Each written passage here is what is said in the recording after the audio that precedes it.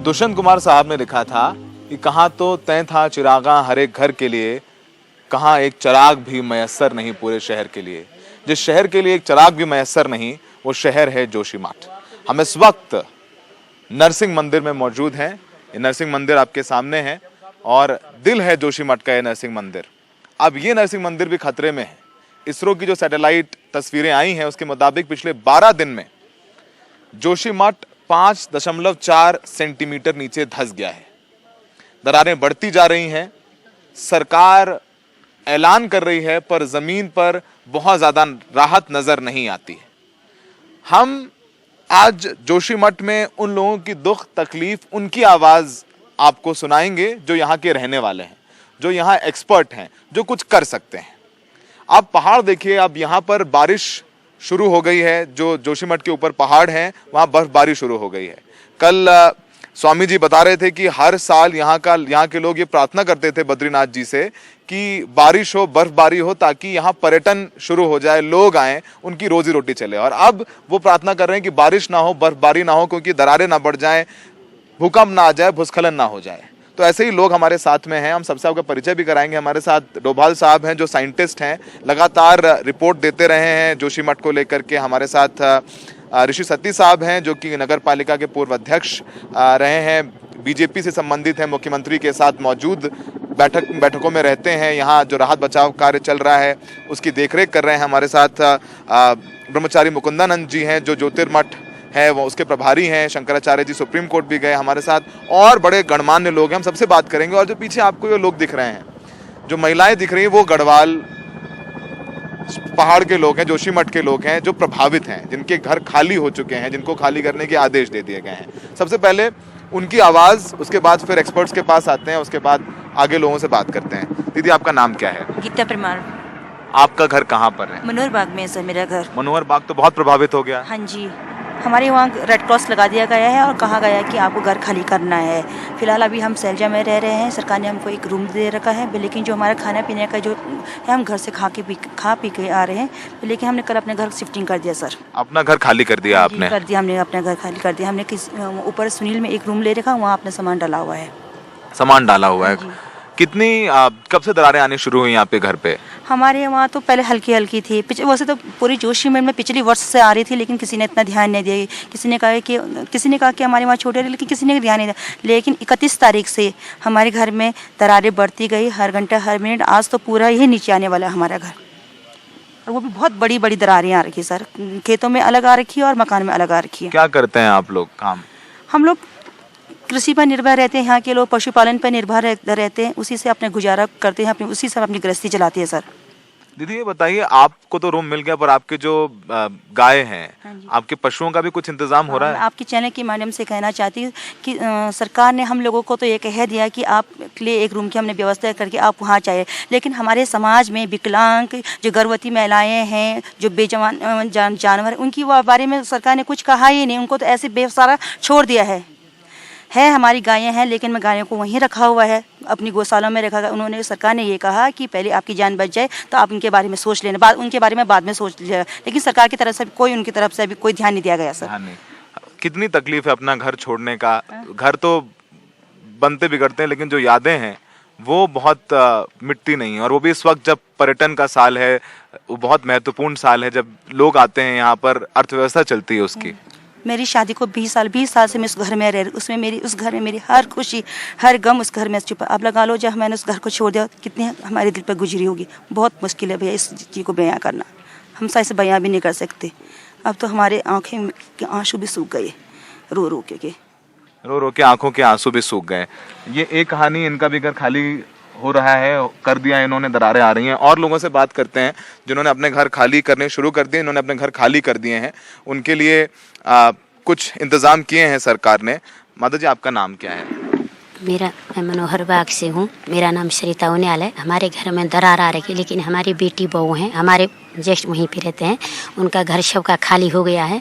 मैं इतनी दुखी हूँ उनसे। उनका सामान इधर से उधर, उधर से इधर, सब लोग कह रहे कि तो पूरी मीडिया में छा रहे कि बच्चे डांट रहे कि तू इतना क्यों रो रही है। उनको खींच के उधर ले जा रहे, आंसू नहीं आते घर से, मुझको तो वैसे ही रो। यहाँ नहीं, आप ना किसी के आगे माइक लगा दीजिए, हर महिला के आंसू निकल जाते हैं। और आप कुछ मत कहिए, शायद जो लोग एक शो देख रहे हो अपने घरों में, ठंड पड़ रही है, गर्म कपड़ों में, गर्म रजाई के अंदर हैं, पर आप सोचिए कि ये लोग जिन्होंने अपना घर तिनका तिनका कर छोड़ा और ठंड में कैसे जाएंगे बाहर, कैसे रहेंगे। और आप तमाम कमरे दे दीजिए, लेकिन जो घर का सुख है वो तो घर का सुख होता है ना। अब आंसू नहीं रुक रहे हैं, अब आप बोल नहीं पाएंगे, हम ज्यादा पूछ नहीं पाएंगे, आगे लोगों से बात करते हैं। आपका घर कहाँ पर है? मैं भी मनोहर बाग से हूँ सर, मैं भी प्रभावित हूँ। हाँ। घर से बेघर हो चुकी हूँ मैं भी। तो जो घर का दर्द जो सभी लोग कह रहे हैं तो है सर, वो बहुत दर्द है हमें। क्योंकि चलो कोई सामान अगर हमारा कहीं खो जाता है तो उसका उतना दर्द नहीं होता है, लेकिन जब इंसान की छत उसके सर से उठ जाती है उसका दर्द कोई आज हमसे पूछे, आज की डेट में हमसे पूछे कि वो दर्द क्या होता है। इतना सपना, जब से हम उस घर में हमने कदम रखा है, कई यादें हैं, कई सुख दुख, सब का साथी बस वो घर था हमारा। वो घर जो हमारे पास नहीं रह गया है अब, तो इतने दर्द, इतने दुख से हम लोग गुजर रहे हैं, हम बता नहीं सकते आपको कितना दुख, कितना दर्द हमें हो रहा है। सरकार मुआवजे की बात कर रही है, अभी 1.5 लाख रुपए वो देने शुरू कर रहे हैं। कुछ लोगों को मिले भी हैं, सबको मिल भी जाएंगे। क्या उससे वो अंतरिम राहत बोल रहे हैं, क्या उससे आप लोग संतुष्ट हैं? बिल्कुल नहीं सर, 1.5 लाख जो सरकार अभी फ़िलहाल देने की बात कर रही है सर, तो चलो वो अपना खाना पीना किराए पे हम लोग कर लेंगे, लेकिन सर बच्चों के स्कूल का क्या होगा? जो हमारे बच्चे अभी 10th क्लास में है, मेरी सिस्टर की लड़की, तो उसके बोर्ड एग्ज़ाम आजकल चल रहे हैं, वो नहीं दे पा रही वो एग्ज़ाम, तो बच्चों के भविष्य का क्या होगा सर? उनका स्कूल कहाँ, उनकी पढ़ाई कहाँ, उनका वो स्कूल का बैग गया कहाँ, उनकी वो स्कूल की यूनिफॉर्म गई, कोई पता नहीं। ये सोच के हमारा सर ज़्यादा फट रहा है। एकदम से खाली करना पड़ा, तो आप लोगों को सामान अपना सही से निकालने का भी वक्त सही से नहीं मिल पाया। बिल्कुल सर, सामान इतना ज़्यादा है घर में कि समझ में नहीं आ रहा कि क्या यहाँ से लेके जाए और क्या यहाँ पे छोड़े। क्या नहीं होता सर अपने घर में, क्या नहीं होता है। और सबसे ज़्यादा टेंशन तो मुझे बच्चों ने बढ़ा दी है, मेरी टेंशन। जो बच्चों का फरवरी से स्कूल खुलेगा, उनके जो एग्ज़ाम होंगे, किस तरह से वो अपने एग्ज़ाम देंगे, कैसे करके वो स्कूल जाएंगे। उस सामान को जब मैं पैक कर दी सर, तो मेरा दिमाग मतलब ये काम नहीं कर रहा था कि मैं क्या यहाँ छोड़ूँ और क्या लेके जाऊँ। मुझे ये नहीं पता कि स्कूल का बैग कहाँ गया, ये नहीं पता चला सामान में कौन से ढेर में वो स्कूल का बैग चले गया। अब बताइए आप। ये जोशीमठ की तस्वीरें हैं, उनकी आवाज़ें हैं, उनके लोगों की। आपको भी घर खाली करना पड़ा अपना? जी भैया, मैं भी प्रभावित हूँ मनोहर बाग से। हमें भी घर को खाली करने के लिए कह दिया गया था। तो आपने एक सामान निकाल दिया सब? सामान तो हमें मजबूरी में निकालना पड़ा भैया। जब हमारे घरों में रेड क्रॉस लगा दिया गया प्रशासन वालों ने, जब उन्होंने हमें, प्रशासन का हम सम्मान करते हैं, ठीक है हमारे घर सेफ नहीं है, हमें निकाल दिया, लेकिन उन्होंने हमें कोई दूसरा रास्ता नहीं दिया कि हम अपने इतना सारा सामान, इतना बड़ा घर का सामान एक रूम में कहाँ लेके जाएं। एटलीस्ट हमें एक रूम तो देना चाहिए था कि आप यहाँ पर अपना शिफ्ट करिए। हमारी तरफ से हम कहाँ लेके जाएं? हम इतनी मजबूरी में, मैं अपने बच्चों से अकेली रहती हूँ, कौन मेरी पीड़ा, मैं बच्चों को देखूँ, अपने घर को देखूँ कि अपने सामान को देखूँ। किस तरह से मोहल्ले के लड़कों ने हमारी हेल्प की है सामान फेंकने पे, पर कहाँ कहाँ फेंका भैया मुझे कुछ पता नहीं है। कुछ बोलते हैं यहाँ रखा है, कुछ वहाँ रखा है। कल को हमारे बच्चों का स्कूल खुलेगा, फरवरी में अब स्कूल खुलने वाले हैं। खुद मैं जॉब करती हूँ प्राइवेट स्कूल में, मैं खुद कैसे मैनेज करूँगी मुझे कुछ समझ नहीं आ रहा। सरकार की तरफ से हमें क्या सुविधाएँ मिलेंगी भी या नहीं मिलेंगी, मुझे कोई उम्मीद नहीं है। कोई उम्मीद नहीं है। बाकी प्रभावित महिलाओं से भी बात करेंगे, लेकिन पहले अब बात करते हैं उनसे जिनके ऊपर जिम्मेदारी है इन लोगों को समझाने की और इन लोगों के विस्थापन अच्छे से हो जाएं उनसे। हमारे साथ में ऋषि सत्ती साहब हैं, जो कि यहाँ नगर पालिका के अध्यक्ष थे, भारतीय जनता पार्टी से हैं, लगातार बैठकों में रहे, मुख्यमंत्री के साथ रहे। ऋषि सत्ती साहब, आपने सुना, ये आपके ही लोग हैं, आप इनके बीच से ही आते हैं। बहुत संतुष्ट नजर नहीं आ रहे हैं ये लोग, जो सरकार की तरफ से कोशिशें की जा रही हैं। 1.5 लाख रुपए इनको दे दिए जाएंगे, दिए भी जाने शुरू कर दिए गए हैं, अंतरिम राहत है। लेकिन जो विस्थापन का काम है, एक कमरे में 8-8 लोग रह रहे हैं, हमने भी शूट किया है, वो कहीं ना कहीं संतुष्टि ना उन्हें है, और हम जो देख रहे हैं, हम लोग तो पत्रकार लोग हैं, हमें भी लग रहा है कि शायद वो पर्याप्त नहीं। मेरा कहने का अर्थ ये है कि सरकार बहुत संवेदनशील है इस मुद्दे को लेकर के, और ये आप कह सकते हैं इसमें माननीय प्रधानमंत्री जी की लगातार नज़र है, और उन्होंने कहा है सरकार से कि किसी प्रकार की जान माल हाल की हानि नहीं होनी चाहिए। इसलिए फौरी तौर पे जो सरकार जिस प्रकार की व्यवस्थाएं कर रही है, और ये मैं मानता हूं कि ये तत्काल आज माननीय मंत्री जी ने, मुख्यमंत्री जी ने आदेश कर दिए हैं कि लोगों को अगर उसके अलावा भी कहीं और शिफ्ट करना होगा, 8 लोग वहाँ नहीं रह सकते हैं, तो उसकी व्यवस्था की जा रही है। व्यवस्था की जा रही है। आप देखिए, आप सवाल पूछेगा यार, व्यवस्था की जा रही है। 8 लोग के कमरे में, ऐसे एक कमरे में शूट किया जाके हमने। कमरे में अगर एक कमरे में बताइए, इंसान रहेंगे, एक कमरे में 7-8 लोग रहेंगे, तो जानवर कहाँ जाएंगे हमारे? जानवर को क्या व्यवस्था है हमारे जानवरों की? मुख्यमंत्री जी ने कहाँ ले जाएंगे हम अपने जानवरों को? हम आपका नाम बताइए। मैं आचार्य नरेशानंद नौटियाल, मैं जोशीमठ का मूल निवासी हूँ। और जो ये आपदा है, मानव जनित आपदा है। ये किसी के प्राकृतिक आपदा नहीं है, ये मानव जनित आपदा है। जब पहाड़ों को खोद दिया जाएगा, पहाड़ों के नीचे से सुरंग बना दी जाएगी, उसके ऊपर से जो एक पत्थर रख करके और कहा जाएगा कि नहीं जी आप बिल्कुल सुरक्षित हैं, तो हम किस रूप में सुरक्षित रहेंगे? नीचे रोज ब्लास्टिंगें हो रही हैं, इसके नीचे 1200 मीटर अगर नीचे भी है, भूकंप का जब आता है उसका केंद्र 2 किलोमीटर 3 किलोमीटर नीचे होता है, उसके बाद कितनी उसमें आपदाएं आती हैं, आपने देखा होगा उसको। लेकिन ये 1200 मीटर के नीचे में 300 400 बड़े बड़े डायनामाइट के विस्फोट किए जा रहे हैं, उसके द्वारा ये मानव जनित आपदा है।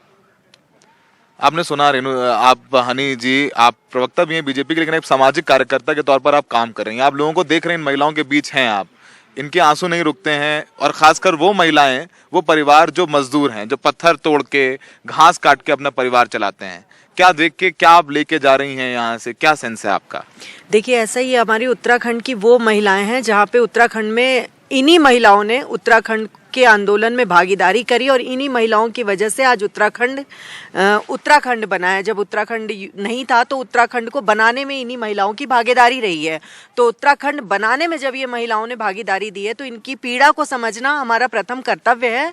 और मैं अभी इनकी बातें सुन रही थी, मैंने हर महिलाओं से पूछा है कि इनकी प्रथम प्रॉब्लम क्या है, तो इन्होंने ये कहा है, ये भावना इन्होंने बताई कि हमारी व्यवस्था तो हुई है लेकिन हमारे मवेशियों की व्यवस्था कैसे होगी, क्योंकि उससे इनके घर की रोजी रोटी चलती, उससे इनका घर चलता है।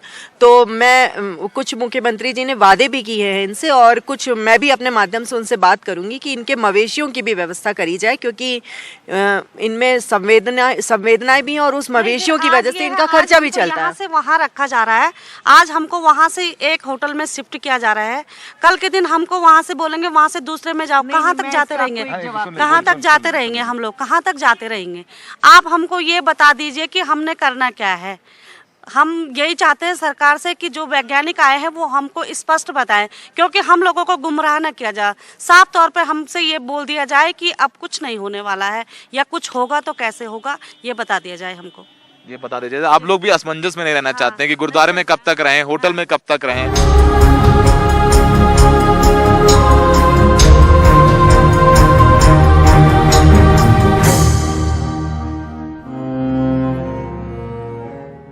दो महत्वपूर्ण लोगों से बात। पहले बात मैं करूंगा स्वामी मुकुंदानंद ब्रह्मचारी जी से। ये जो यहाँ का ज्योतिर्मठ है, जिसके नाम पे जोशी मठ पड़ा, जहाँ शंकराचार्य जी ने आके तपस्या की थी, ये मंदिर भी उन्हीं के उसमें बना। नरसिंह जी की पूजा बहुत पहले से होती रही है। आपके जो शंकराचार्य जी हैं अभिमुक्तेश्वरानंद जी, वो सुप्रीम कोर्ट भी गए हैं। स्वामी जी ये बताइए, अब आप लोग सुप्रीम कोर्ट गए, आप लोगों के बीच में हैं, जैसे आप बीच में हैं, आप सब लोग बीच में हैं, क्या भावनाएं हैं लोगों की? आप लोगों की कोशिश चल रही है, क्या भावनाएं हैं? अब आज जोशी मठ एक उदाहरण के तौर पे इस जोशी मठ के इस प्रकरण से हमको ये तय करना होगा कि हमको किस तरह का विकास चाहिए। हमको ऐसा विकास चाहिए जो हमारे पर्यावरण की बलि चढ़ा करके हमको दी जाती है, वो विकास चाहिए। हमको पर्यावरण सुरक्षित रखना है, हमको अपने वृक्ष सुरक्षित रखना है, अपने नदियाँ सुरक्षित रखना है, अपने पहाड़ों को सुरक्षित रखना है, अपने हिमालय को सुरक्षित रखना है, या उनके पेट में छेद करके हमको एनटीपीसी जैसे कंपनियों को ला करके उसमें टनल बना करके बिजली उत्पन्न करके, क्या बिजली खा करके या बिजली से हम पेट हमारा भर जाएगा? हमको भोजन, जीवन यापन के लिए पंच तत्व की आवश्यकता है। उसमें हमको शुद्ध वायु चाहिए, शुद्ध जल चाहिए, शुद्ध अन्न चाहिए और शुद्ध वातावरण चाहिए। हमारे साथ डोभाल साहब हैं, जिन्होंने बहुत काम किया है उत्तराखंड पे, और आप वाडिया इंस्टीट्यूट में भी रहे, अभी भी यहाँ पर सरकार के बुलावे पर खुद भी अपने आप आकर के अपनी रिसर्च कर रहे हैं, अपना अनुसंधान कर रहे हैं और जोशी मठ के लोगों के लिए कर रहे हैं। सर मैं आपको माइक दे रहा हूँ, आप माइक पकड़ लीजिए और हमारे दर्शकों को बताइए, और जो लोग मौजूद हैं उनको बताइए जोशी मठ में ये क्यों हो रहा है, जोशी मठ में अचानक दरारें कैसे पड़ने लग गई और कैसे बच सकता है जोशी मठ? तो सभी बात है कि यहाँ पर नीचे टो कटिंग नहीं है, कि मलबा नीचे नहीं जा रहा है, तो ये बहुत बड़ी हमें राहत है। अगर वह कट करके नीचे चले जाए तो बहुत बड़ी मुश्किल हो जाएगी। कोई लैंडस्लाइड तो अब दस्ता रहेगा। अभी क्या है कि जो ये अभी जो पानी की समस्या है, इसलिए जो है आपके वो मनोहर बाग की तरफ ज़्यादा है, मैं वहाँ नीचे जेपीसी कॉलोनी में गया था, वहाँ तो आधी कॉलोनी खत्म है अंदर से। जेपी की आधी कॉलोनी बैठ गई है। तो वो क्या है कि गिर गए। हमारे भूमि में जो है हमें से पानी होता है, हम पानी वही पीते हैं। तो कोई एक्वाफर, क्योंकि नीचे कहीं ना कहीं हमारे बेस में जो है हार्ड रॉक है, तो उन या डेबरी है, वहाँ पानी जमा होता है। हमारे एरिया ऊपर से पूरा स्नो गिरती है, 6 महीने हमारा स्नो काफ़ी गिरती है, तो उसका पानी या बारिश का पानी सब नीचे ज़मीन में जाता है। अब तो ज़्यादा नहीं जा रहा है, क्योंकि अब तो हमने काफ़ी कुछ खेती कर ली, वो कर ली, तो वो एक्वाफर अभी कोई भ्रष्ट हो गया है, वो सडनली कोई पानी आ गया है। अभी जो है मैं परसों रात में वहाँ फिर गया था दोबारा उसमें जेपीसी में, तो उन्होंने मुझे ये बताया क्या करके कि पहले यहाँ पर जो है 500 से 600 लीटर पर मिनट आ रहा था, अब ये 250 आ गया है। तो मतलब ये पानी कम हो रहा है, धीरे धीरे पानी कम हो जाएगा। अभी जो है इसमें मतलब रोल नहीं कर रहा है, ये स्लाइडिंग नहीं कर रहा है, स्लाइडिंग नहीं हो रही, ढह नहीं रहा है, ये धंस रहा है, स्विंग हो रहा है, मतलब अनइवन स्विंग इसमें हो रहा है। जैसे आपके जो है कोई बाहर पड़ गया है तो ऐसा हो गया। तो जैसे ही होटल का मैं आपको एग्जांपल दूंगा, होटल का टूटना भी सब बड़ा एग्जाम्पल वही है। मैं कल देखा कि मैं हमेशा साल में 2 बार या 2 साल में 1 बार आता हूँ, वो रोड भी दिखा आपने कोई दशा हो रहा है। जब रोड वहाँ दब रही थी तो वहाँ वो बिल्डिंग क्यों बनाएगी? और इतनी बड़ी बिल्डिंग आपने बना दी, अगर वो बिल्डिंग गिरती है तो 12-25 परिवार नीचे खत्म होते हैं, जो जहाँ के नीचे भी क्रैक्स नहीं है। तो ये समस्या है, क्योंकि कुछ समस्या हमने अपने आप क्रिएट कर रखी है, चाहे सरकार ने कर रखी समझ लीजिए। तो इसका हमें सबसे पहले काम, मेरा जो है सरकार से बोलूँ मैं या आपसे बोलूँ, सबसे जो लोग काफ़ी उसमें हैं सेंसिटिव जोन में, जहाँ बहुत सारे क्रैक पड़ रहे हैं, मकान टूटे हैं, उनको तुरंत वहाँ से वैकेट किया जाए। परमानेंट कर रहे हैं कि वो कभी भी धंस सकता है, नीचे आ सकता है वो इलाका। ये इतना नहीं धंसेगा अभी, ये कुछ 8-10 महीने में अगर रहेगा तो धीरे धीरे एक पृथ्वी का भी अपना एक एडजस्टमेंट होता है। सर ये बताइए कि जोशीमठ बचेगा नहीं बचेगा, जो सबका जानना है, इनके घर ये कभी अपने घरों में वापस आएंगे या कहीं और इनको आसपास घर बना के रह पाएंगे जोशीमठ? आप इनको रखो, अभी मैं ये बात नहीं बोलूँगा जोशीमठ रहेगा नहीं रहेगा, ये अर्ली वार्निंग है, क्योंकि अभी इसमें स्टडी हो रही है। आज तक हमने बहुत इग्नोर किया है, अभी हम बहुत सारे लोग स्टडी कर रहे हैं।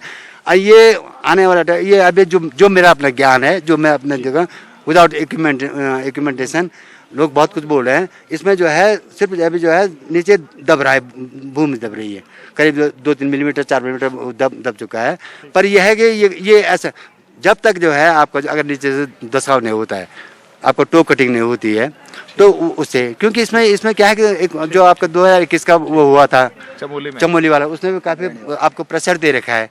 तो ये मतलब इतना ज़्यादा एकदम डरने वाली बात नहीं है कि जोशीमठ मेरे कल नीचे निकल जाएगा, ये ऐसा नहीं जाता। ये हमारी लैंड है, पूरी लैंड है हमारी, हम इसमें बैठे हुए हैं, वो भी एक बैलेंस करता है। इसरो की रिपोर्ट आई है जिसमें सैटेलाइट पिक्चर्स में वो कह रहे हैं कि पिछले 12 दिनों में 5.4 सेंटीमीटर धंस गया है और करीबन 6 महीने में ये धसाव 10 सेंटीमीटर से ज्यादा हुआ है, जिसमें नरसिंह मंदिर, हमारे सहयोगी दिखाएंगे नरसिंह मंदिर, और जो आर्मी का बेस है उसके भी लगभग 105 बैरक्स हैं जहाँ क्रैक्स आ गए हैं, गिरना शुरू हो गया, वहां के भी सैनिकों को हटाया गया। तो ये जो 2 पॉइंट है बहुत सेंसिटिव पॉइंट्स हैं जहां पर ज्यादा भू धसाव हो रहा है। और जो औली जोशीमठ और औली रोड है वहां पर जो 2018 मीटर के ऊपर इसका पीक है, टॉप है, उसको लेकर क्या कहेंगे?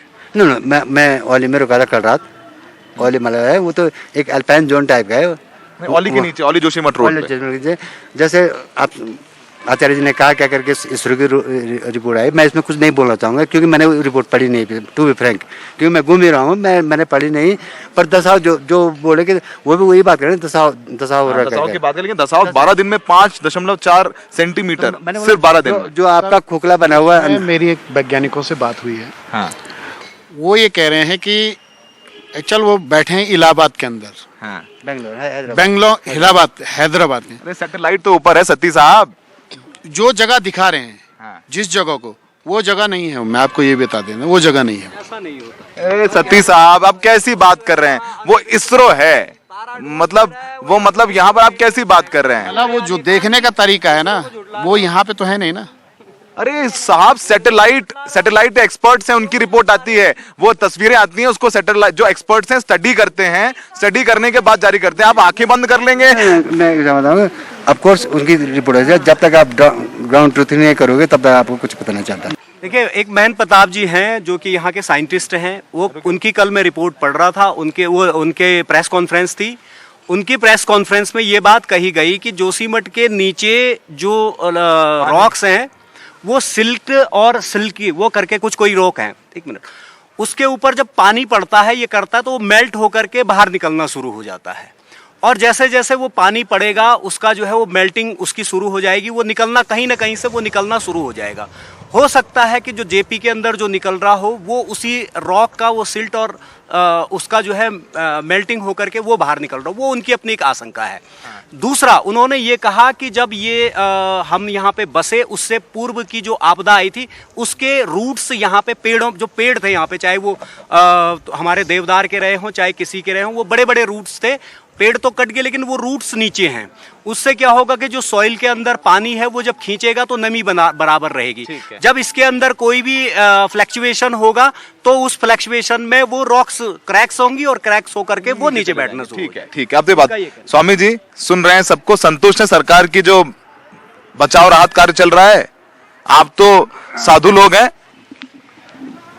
भाई सरकार तो जिस तरीके से कार्य चल रहा है, हम लोगों की तो केवल जीवन भर की जो तपस्या है, हम तो यही चाहते हैं कि ज्योति मठ वाले और ज्योति मठ में रहें।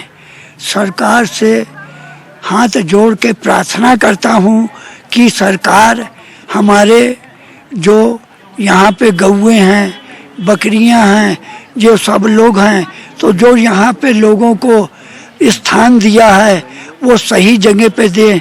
जो 11 आदमी, 9 आदमी, 8 आदमी, इनसे पूछो कि एक कमरे में खुद ही 4 आदमी रह सकते हो तो तुम 6 आदमी कैसे रखोगे?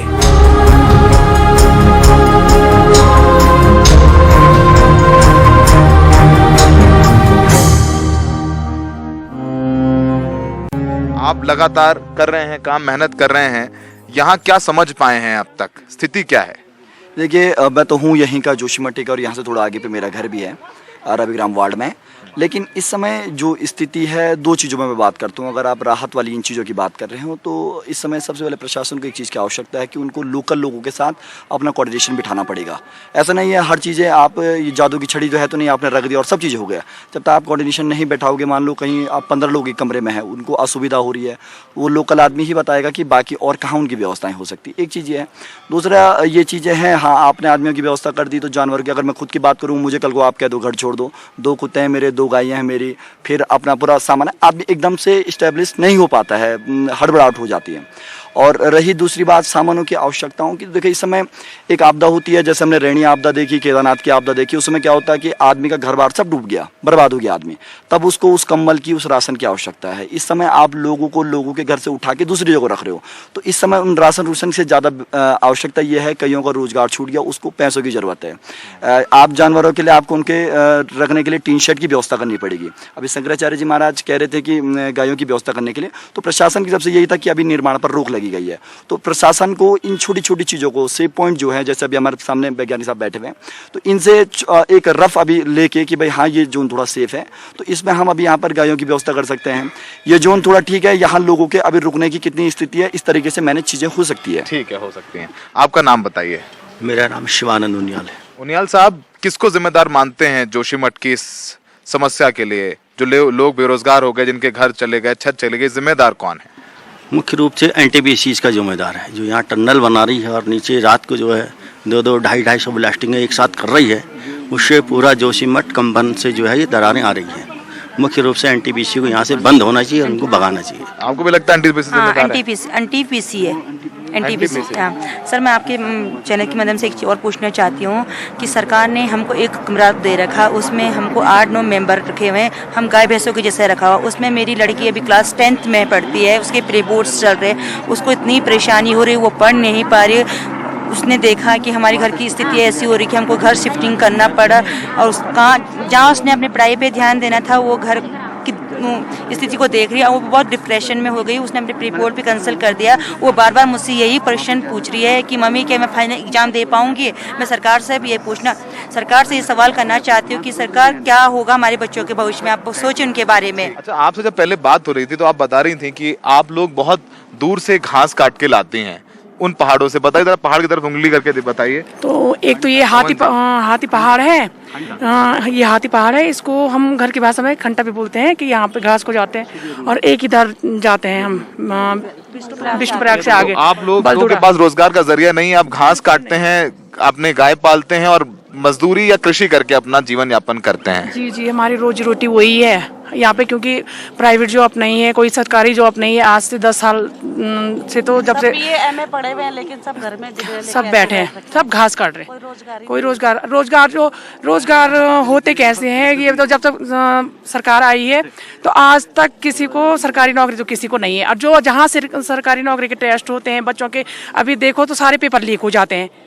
तो इसके लिए अब तो ऐसा लग रहा है कि इसको जो ये वाला काम है तो उन सिंचाई विभाग वालों को देना चाहिए, जल संस्थान वालों को देना चाहिए पेपर का काम, कि ताकि पानी वाले इसको ढंग से टाइट कर पाए, नहीं तो हमेशा लीक होते रहेंगे। सरकार जब हमको 1.5 लाख दे रही है तो उस 1.5 लाख में हमारा क्या हुआ?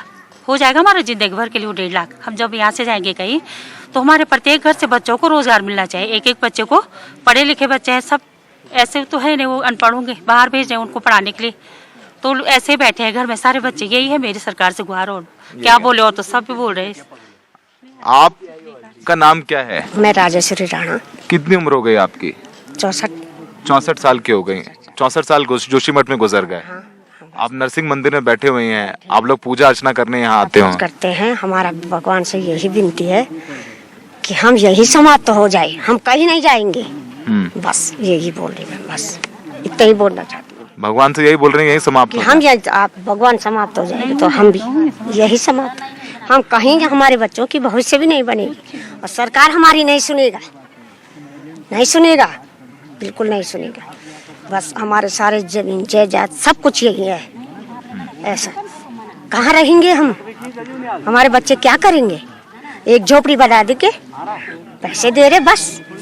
अब घर छोड़ के जाना पड़ रहा है आप लोगों को, आगे भविष्य में क्या उम्मीद देखते हैं? भविष्य क्या है?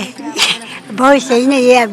अपना घर नहीं छोड़ेंगे, हम यहीं रहेंगे। नहीं रोजगार हमारे अपने घर नहीं छोड़ेंगे। बेरोजगार है, हमारे बच्चों को रोजगार दो।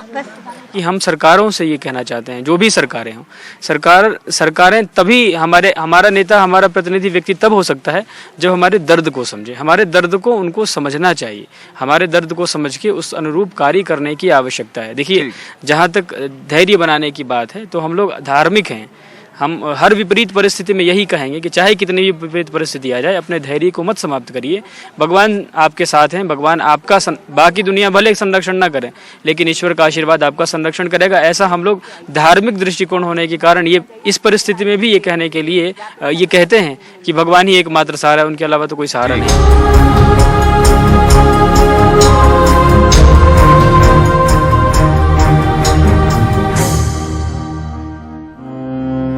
सोचिए कि ये जब जोशीमठ में यहाँ पर आप आके बात करें, रोजगार की एक बहुत बड़ी समस्या है। मैं आपके पास आऊंगा और आपसे पूछूंगा, सर ये बताइए, यहाँ के लोगों को रोजगार की एक बहुत बड़ी समस्या है।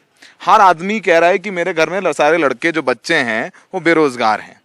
तो आप जब विस्थापित करेंगे, और ये लोग कह रहे हैं कि हमें राशन की, कंबल की जरूरत नहीं है, हम पहाड़ी लोग हैं, मेहनती लोग हैं, पत्थर तोड़ते हैं, घास काटते हैं, मेहनत करते हैं, गाड़ी चलाते हैं, हम अपना जीवन यापन कर लेंगे। लेकिन जो रोजगार, जो सरकार की जिम्मेदारी है, वो रोजगार मिलना चाहिए यहाँ के लोगों के। रोजगार को लेकर के क्या आपकी कैबिनेट चल रही है? हो गई है, 1.5 लाख मिलेंगे और पैसा दिया जाएगा, सब कुछ है।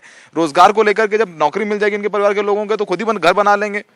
सर, कहने का अर्थ ये है कि सबसे पहले तो जान माल की सुरक्षा आवश्यक है। जान माल की सुरक्षा के अलावा सरकार जिस प्रकार से, बहुत से लोग यहाँ पे हैं कि 1 टाइम सेटलमेंट होना, हम चले जाते हैं, बहुत लोगों की मांग है। और 1 टाइम सेटलमेंट की बात बहुत से लोग बात भी कर रहे हैं।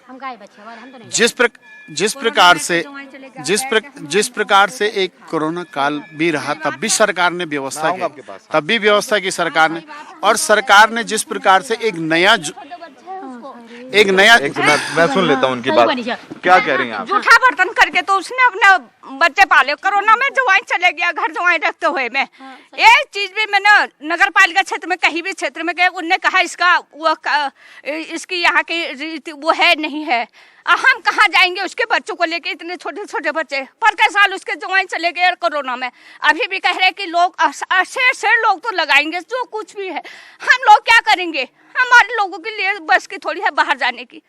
हमको बस ये है सुखी तो संतोषी रहना चाहिए जोशीमठ, हम इसी में खुश हैं। हमको किसी का ये रोजगार 2 कम्बल से इतना राशन से हमने तो पर के साल भी नहीं पकड़ा, वो कोरोना में मिल रहा था आहाई हमको, हमने वो भी नहीं पकड़ा, कोरोना में भी नहीं पकड़ा। पूछ लो यहाँ पर है लड़का, हमने कहा किसी को दे दो बिहारी को। हम जो खा रहे अपना गाय बच्चों का, अपना खेती बाड़ी का लकड़ी घास बेच के अपना बहुत खा रहे। हमारी लड़की को नौकरी दिलाओ भैया, सही बात है, वो अपना बच्चे पाल सके। मैंने तो अपनी जिंदगी काट दी। जवाई नहीं है? नहीं है, जवाई नहीं है, घर जवाई रखे थे और ऊपर के साल लोगों के जूठा बर्तन मार के मकान लगा गए और वो कोरोना में चले गए हैं। लड़के आज जूठा मर्सन चौराहे पर मास रही है।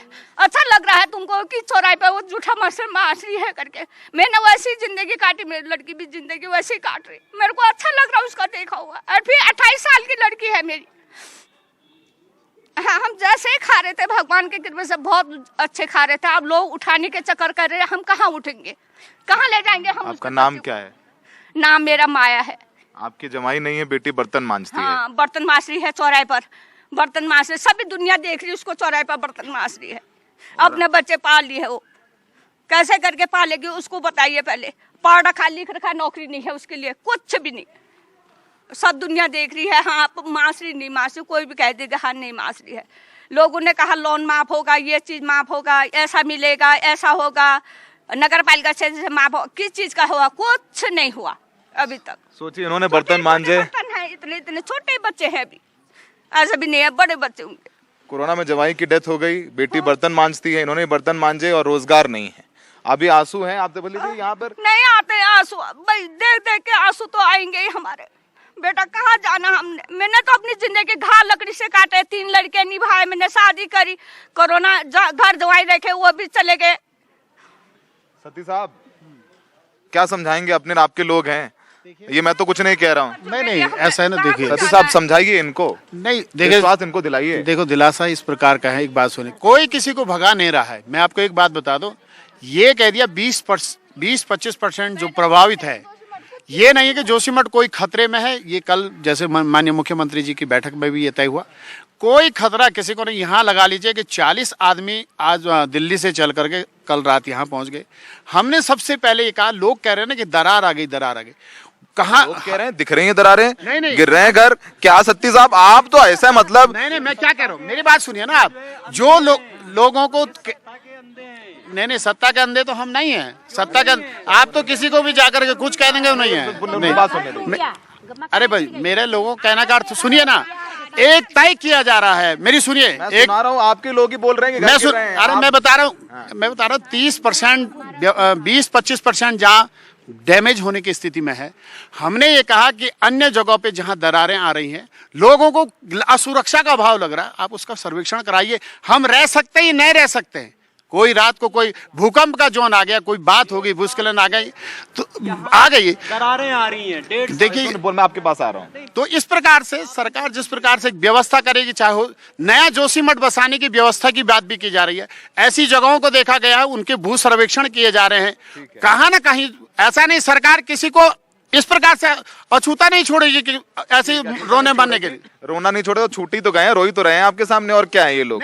वो रो रही हैं, वो रो रही हैं, वो रो रही हैं, सब लोग रो रहे हैं अपने। और रोजगार का क्या सर साहब? रोजगार का क्या? रोजगार भी सरकार मुहैया कराएगी, उसके बाद कोई बड़ी बात थोड़ी है उसमें। सुन लीजिए, रोजगार नहीं मिले तो पकड़ लीजिएगा सती साहब को, मैं स्वामी जी के पास आऊंगा। बताओ क्या बोल रहा है? पहले अग्निवीर बनाया, रोजगार की मैं बात करता हूँ। पहले अग्निवीर बनाया, अब वृद्धवीर बनाएंगे और जोशीमठ वालों को आपदावीर बनाएंगे। ये इनका रोजगार होगा। डोभाल साहब आपने सुना, लोगों के कंसर्न्स हैं, लोगों की अपनी चिंताएं हैं। वो तो मानवीय तो एक्सपर्ट है नहीं, एक्सपर्ट तो आप लोग हैं जो आप लोग सरकार को रिपोर्ट दी आपने पहले भी, 2006 में भी शायद आपने बताया जोशीमठ को लेकर के, अभी भी आगे बताएंगे। अगर जो 2 दर्शक हमारे देख रहे हैं आपको, वो जोशीमठ को लेकर के क्या करें कि क्या कहें? पर्यटन को लेकर के भी प्रभाव पड़ा है, जब जैसे खबरें आने लगी तो लोग अपनी बुकिंग्स कैंसिल करा रहे हैं। यहाँ तक कि हमारे दोस्तों ने बताया कि नैनीताल जा रहे थे, नैनीताल भी नहीं जा रहे हैं, इतनी घबराहट आ गई। तो एक अर्थव्यवस्था को भी संकट हो जाएगा। तो एक वैज्ञानिक के तौर पर क्या कहना चाहेंगे? मैं कह रहा हूँ कि अभी हम उस स्टेज पर हैं जो, क्योंकि ये चीज़ अभी हुई, अभी एक गर्म चीज़ बनी हुई है वो अभी एकदम से, तो इसको थोड़ा सा स्टेब्लिश होने में थोड़ा टाइम लगेगा। मतलब आप कह रहे हैं भूदशा थोड़ा और हो सकता है। जो चल रहा चल ही रहा है, पर ये इतनी जल्दी जैसे इसको इतना बड़ा बिल्कुल गिरने नहीं वाला जोशीमठ, समाप्त नहीं होने वाला, समाप्त होने नहीं है। हाँ, हम लोग इसमें काम करना चाहिए। हम बीमार हो गए हैं अभी, अपने इलाज करना चाहिए, तो वैसे ही हमें जो है देखना चाहिए हमें यहाँ पर क्या नहीं करना चाहिए, क्या करना चाहिए, क्या नहीं करना चाहिए, क्या करना चाहिए, क्या नहीं करना चाहिए, क्या नहीं करना चाहिए। जैसे आपके जो इंफ्रास्ट्रक्चर डेवलपमेंट बहुत कर रहे हैं, आपका ड्रेनेज सिस्टम कुछ नहीं है, सीवर लाइन नहीं है, कैसे क्या होगा? पानी सब गिरता है, पानी जमीन में भरा पड़ा, गुम्बारा बना हुआ नीचे। क्या करें आप बताइए? मैं ये कहना चाहती हूँ कि जो ये बड़ी बड़ी बिल्डिंगें बनाई गई हैं, इनको तुरंत हटाया जाए यहाँ से। इनको बड़ी बड़ी बिल्डिंगों को तुरंत हटाया जाए और जहाँ पर ये बिल्डिंग है वहाँ पर एक पेड़ लगाया जाए, ताकि, और मैं ये डोभाल सर से ये भी पूछना चाहूँगी कि जहाँ जितना बचाया जा सके उतना आप अपनी टीम को आगे बता दीजिए ताकि आगे बच सके। तो फिलहाल जोशीमठ से हम लोग इनके बीच हैं और हम लोग के इस खास शो में हमने दिखाया कि जोशीमठ में वाकई क्या हो रहा है, कितना खतरा है, लोग कितनी तकलीफ में हैं और सरकार के वादे क्या हैं जो कि लोग कह रहे हैं कि खोखले हैं। सहयोगी पवन कुमार के साथ जोशीमठ से सौरभ शुक्ला, NDTV इंडिया।